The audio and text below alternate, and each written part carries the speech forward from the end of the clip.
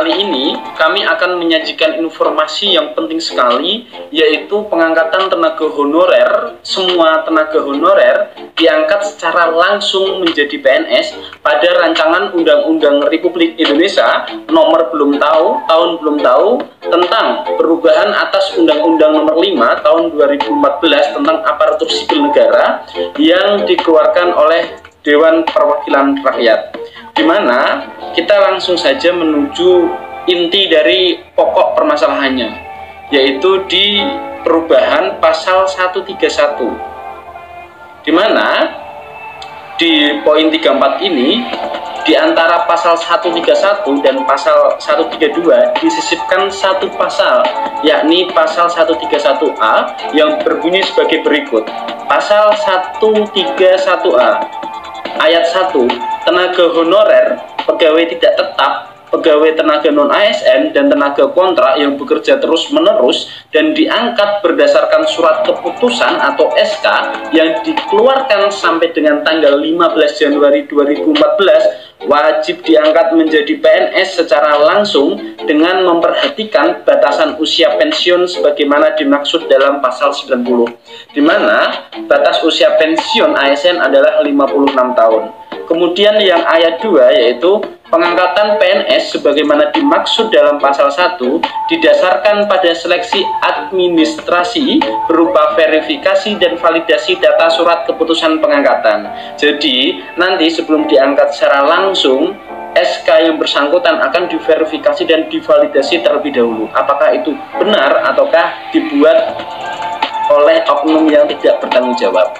Kemudian yang pasal 3, yaitu berbunyi pengangkatan PNS sebagaimana dimaksud pada ayat 1 dilakukan dengan memprioritaskan mereka yang memiliki masa kerja paling lama dan bekerja pada bidang fungsional, bidang administratif, bidang pelayanan publik, antara lain pada bidang pendidikan, kesehatan, penelitian, dan juga pertanian.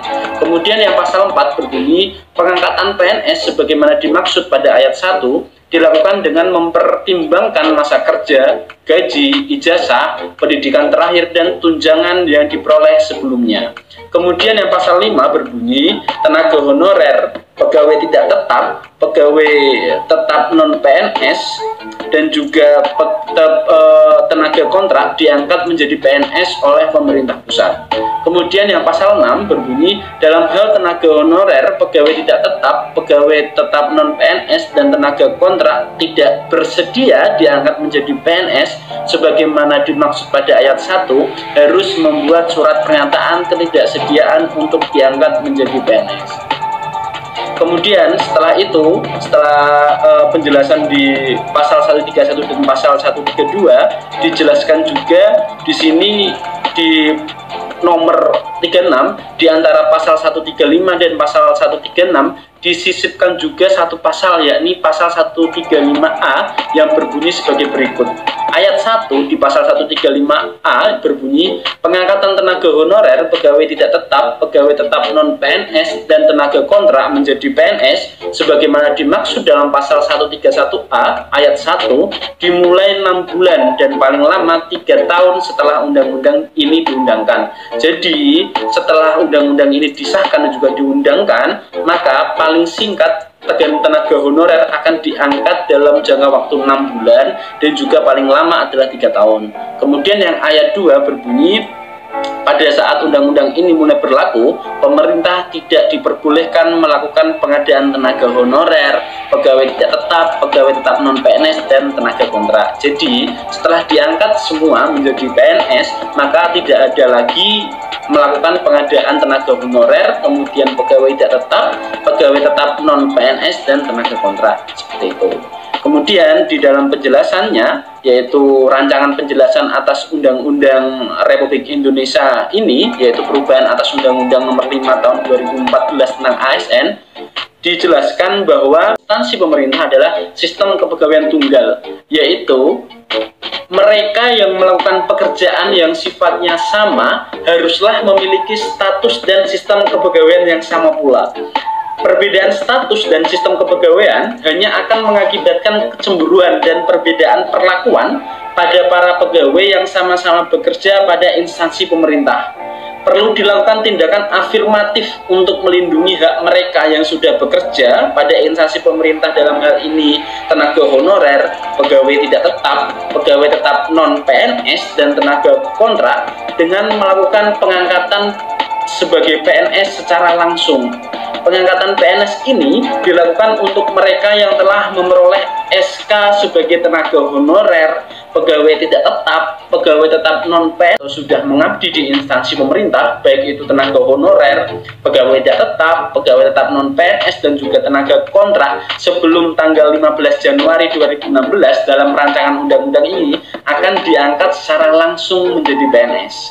Kemudian yang paragraf selanjutnya yaitu pengangkatan PNS secara langsung ini dilakukan secara bertahap, namun harus sudah selesai dilakukan paling lambat 3 tahun sejak diundangkannya Undang-Undang tentang Perubahan UU ASN.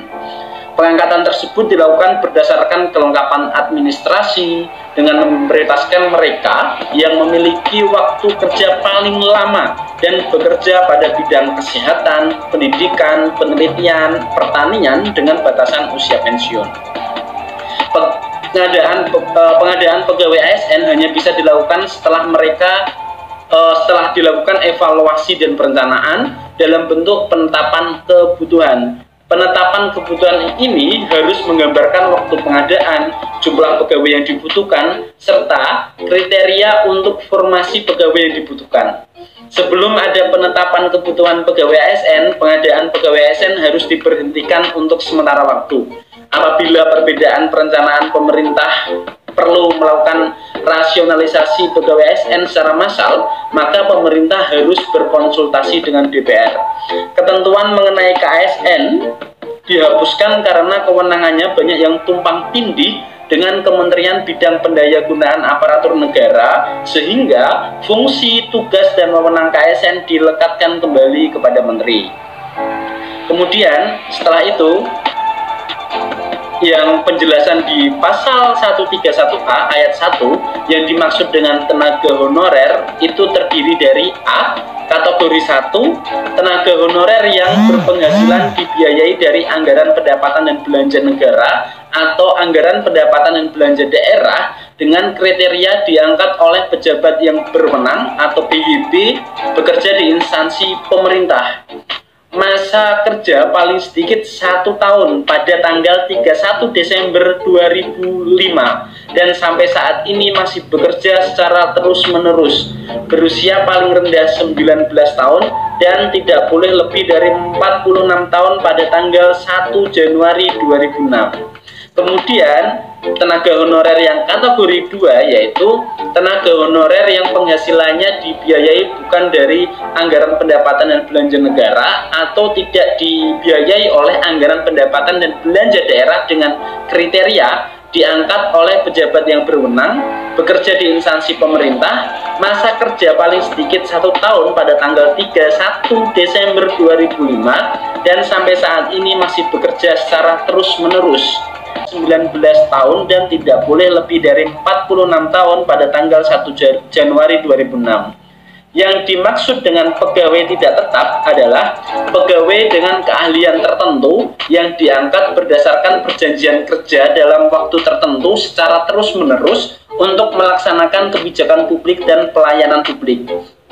Yang dimaksud dengan pegawai tetap non-PNS adalah pegawai yang diangkat sebagai pegawai tetap pada instansi pemerintah, perguruan tinggi negeri, dan lembaga negara berdasarkan SK pengangkatan dari pejabat pembina kepegawaian atau PPK lembaga tersebut secara terus-menerus. Yang dimaksud dengan tenaga kontrak adalah pegawai yang bekerja pada instansi pemerintah, perguruan tinggi negeri, dan lembaga negara dalam jangka waktu tertentu paling sedikit 10 bulan dalam 1 kali masa kontrak dengan perjanjian kerja yang sifat dan jenis pekerjaannya secara terus-menerus dan bersifat wajib atau kebutuhan dasar pelayanan publik dengan sumber anggaran dibiayai oleh APBN atau APBD. Yang dimaksud dengan frase terus-menerus apa sih? Terus-menerus dalam frase ini adalah seseorang yang bekerja dengan akumulasi waktu kerja paling sedikit selama 3 tahun. Yang dimaksud dengan surat keputusan pengangkatan atau SK adalah surat keputusan yang dikeluarkan untuk mengangkat seseorang sebagai tenaga honorer, pegawai tidak tetap, pegawai tetap non-PNS, dan tenaga kontrak oleh pejabat pembina kepegawaian, pejabat yang berwenang, kepala satuan kerja perangkat daerah, atau pejabat lainnya yang ditunjuk. Yang dimaksud verifikasi dan validasi data adalah kegiatan pemeriksaan kelengkapan administrasi tenaga honorer, pegawai tidak tetap, pegawai tetap non-PNS, dan tenaga kontrak yang dilakukan oleh Badan Kepegawaian Negara dan atau kementerian atau lembaga terkait. Validasi data melalui pemeriksaan dengan tujuan tertentu dilakukan untuk mencegah terjadinya data kepegawaian yang fiktif atau terjadinya fraud atau pelanggaran yang dilakukan oleh pejabat yang tidak bertanggung jawab. Kemudian ayat 3 yang dimaksud bidang fungsional, administratif, dan pelayanan publik lainnya adalah meliputi daftar jenis jabatan tenaga honorer, pegawai tetap, pegawai tetap non-PNS, dan tenaga kontrak yang secara terperinci sebagai berikut. Bidang pendidikan, yaitu tenaga honorernya meliputi atau tenaga honorer, pegawai tetap, pegawai tetap non-PNS, dan tenaga kontrak itu meliputi dosen, guru TK, guru kelas, guru penjaskes, guru seni dan budaya, guru agama, guru matematika, sampai tenaga kependidikan lainnya. Kemudian yang dimaksud tenaga honorer, tenaga kontrak, dan sebagainya di bidang kesehatan yaitu dokter spesialis, dokter umum, dokter gigi, bidan, perawat anestesi, perawat gigi, teknisi transfusi darah, sampai tenaga kesehatan lainnya.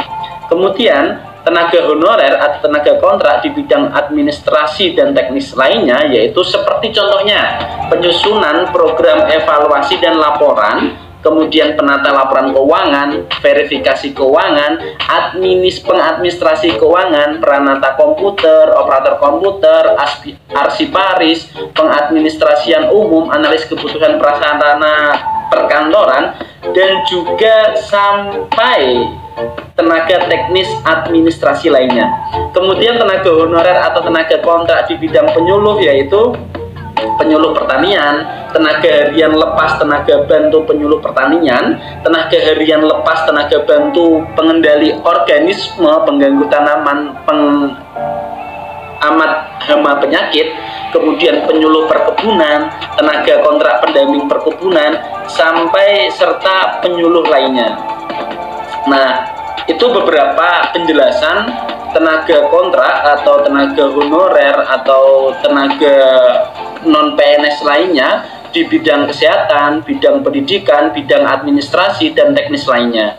Semoga informasi ini bermanfaat buat Bapak Ibu. Jika ada yang ditanyakan, monggo dapat bertanya di kolom komentar. Nanti kita bisa diskus bareng. Semoga informasi ini bermanfaat. Sekali lagi, mohon maaf jika ada kekeliruan dalam menjelaskan. Terima kasih. Wassalamualaikum warahmatullahi wabarakatuh.